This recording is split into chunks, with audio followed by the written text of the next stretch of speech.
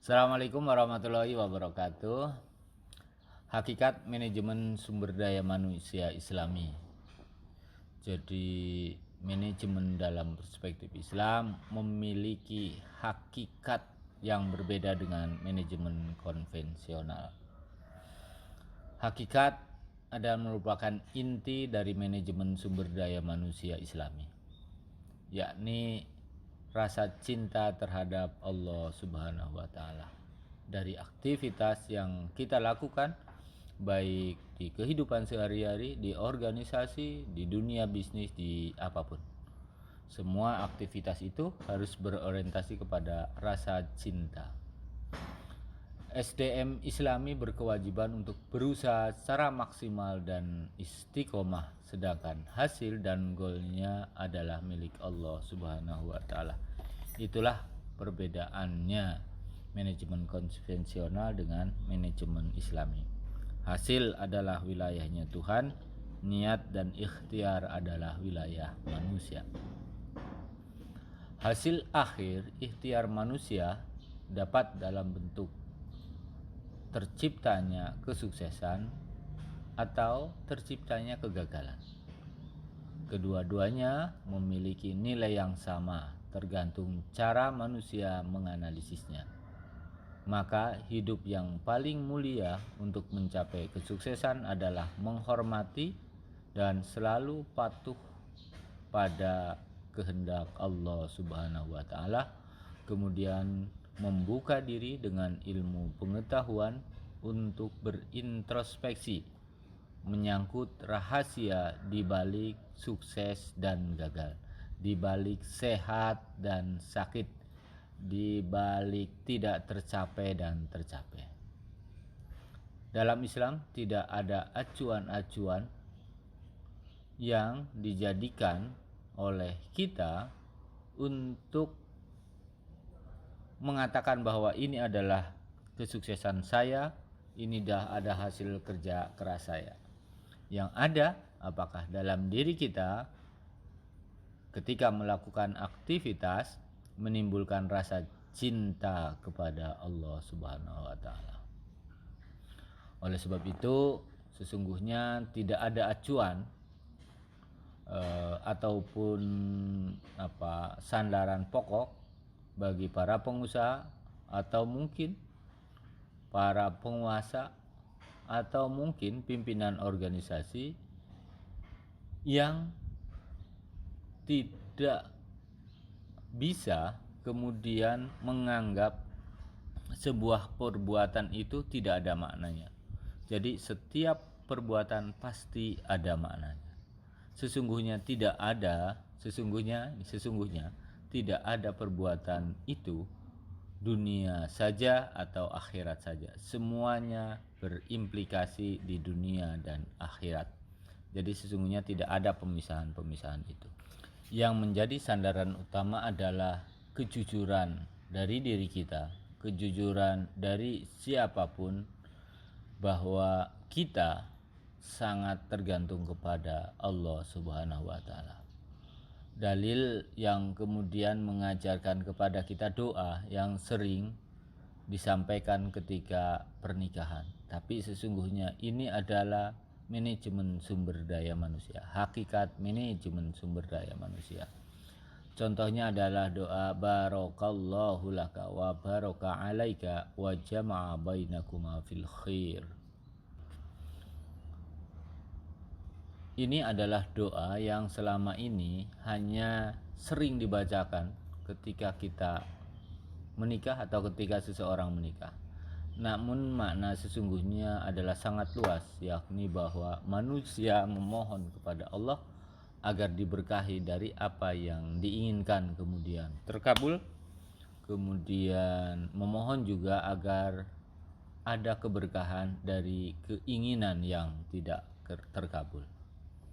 Dari Allah kita harus menyadari bahwa kita bisa menghindari larangan dan amarahnya, dan kita berupaya dekat dengan kasih sayangnya.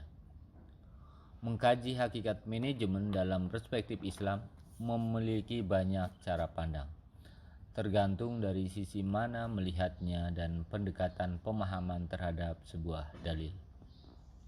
Memungkinkan hakikat yang menyangkut manajemen tidak berarti cara pandang seseorang adalah yang paling benar di antara kita semua.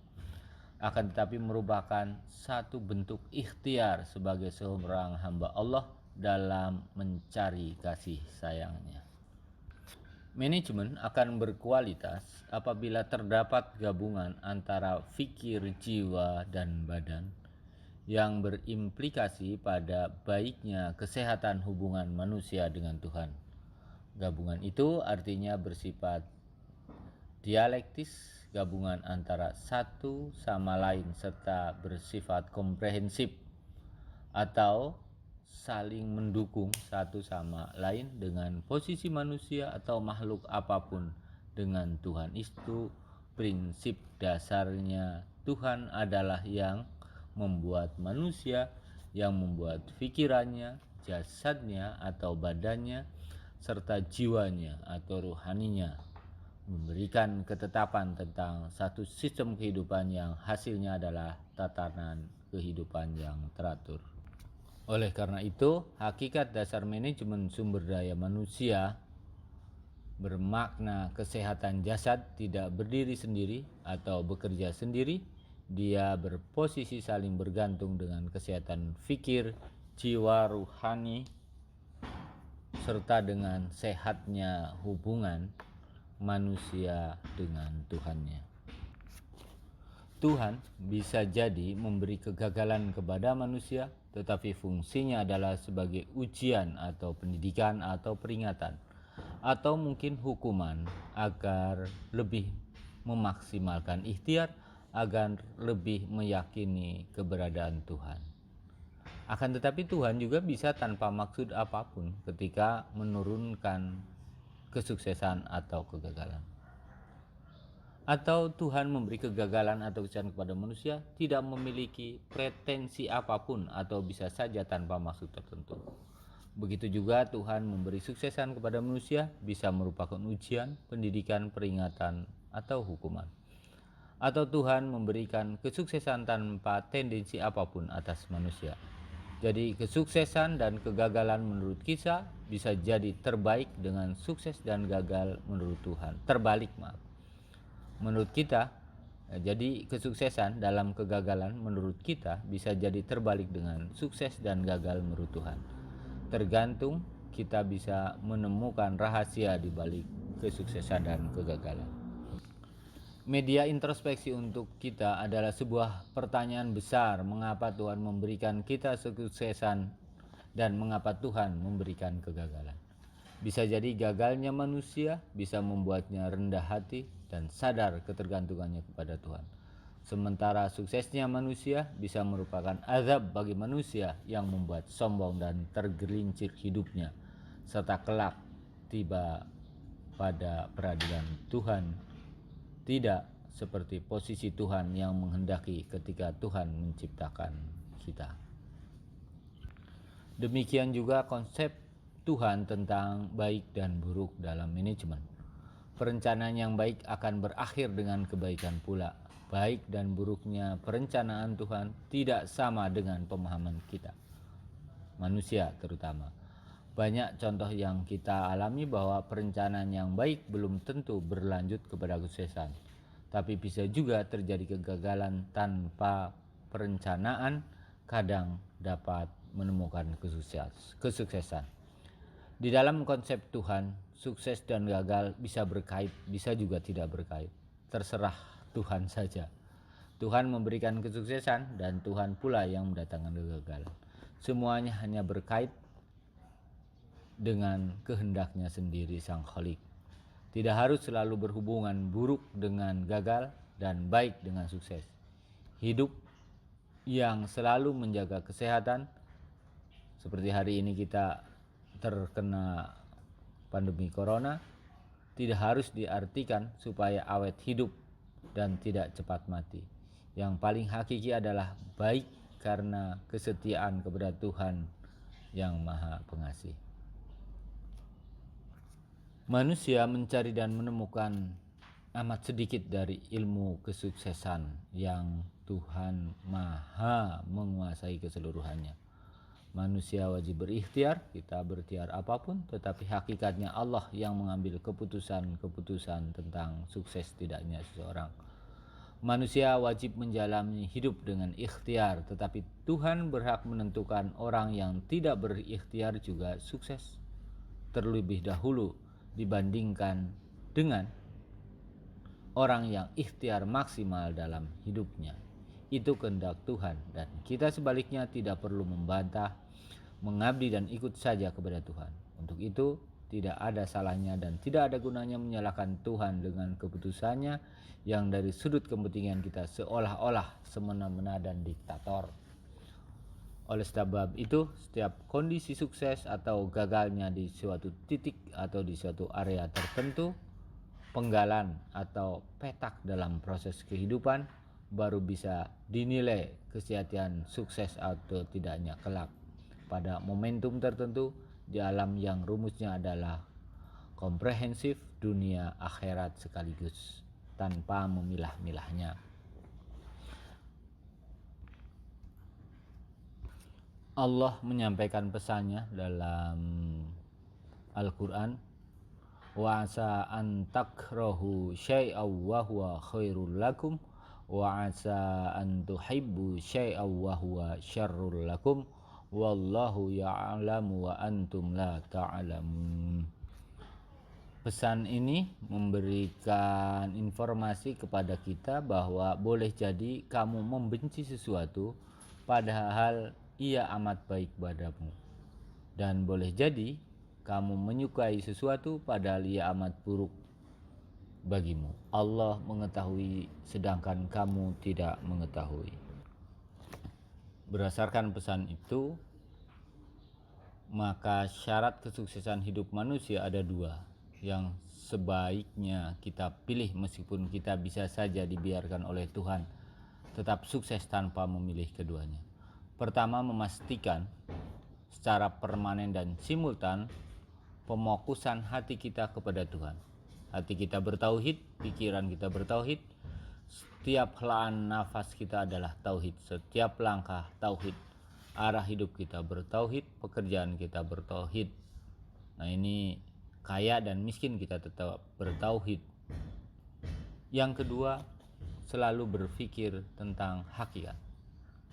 Berpikir sukses, berpikir jujur, berpikir positif, berpikir kompatibel dengan Tuhan. Roh dan jasad manusia adalah sebuah organisme atau sebuah sistem atau putaran ekosistem. Dalam komputer kita mengenal hardware dan software. Setiap ketidakjujuran rohani, ketidakjujuran hati dan pikiran akan mengubah manajemen ekosistem di dalam hidup kita, sehingga potensial untuk menjadi destruksi, dismanagement, kekacauan, dekonstruksi atau kerusakan susunan-susunan yang ada dalam diri kita. Kerjasama di dalam roh dan jiwa kita termasuk semua unsur jasad kita sehingga produknya adalah gagal. Jadi sesungguhnya gagal dan sukses milik Allah. Gagal memiliki rahasia, sukses memiliki rahasia.